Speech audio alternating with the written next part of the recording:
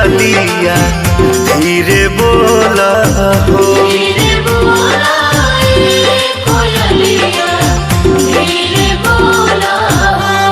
कि मैया मोरी जाग जाई है हो, कि मैया मोरी जाग जाई है हो। कोयलिया धीरे बोला हो।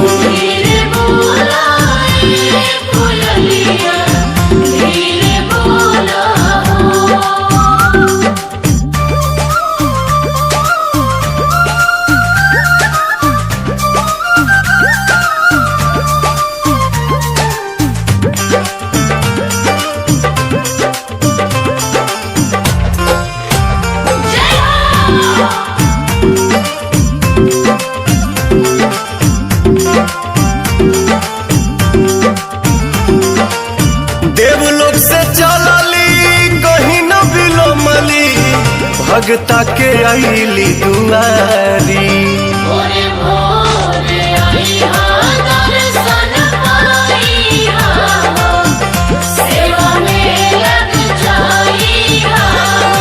थकल होई है मोरी मैया हो,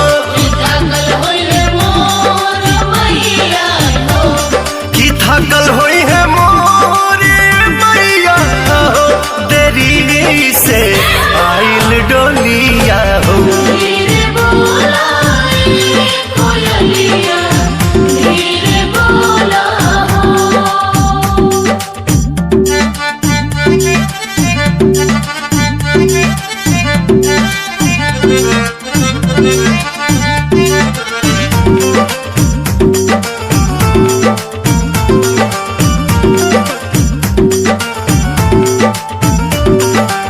सूरज के लाली आवे से पहले धीरे धीरे माई चरण चूमी।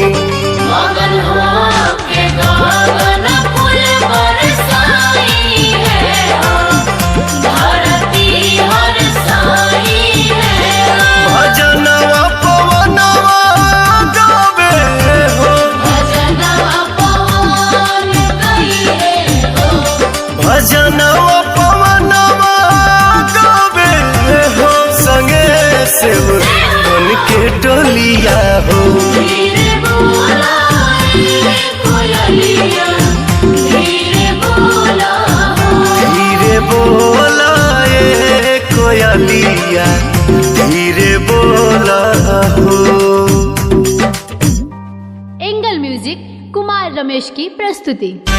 धीरे बोला कोयलिया धीरे बोला हो। धीरे बोला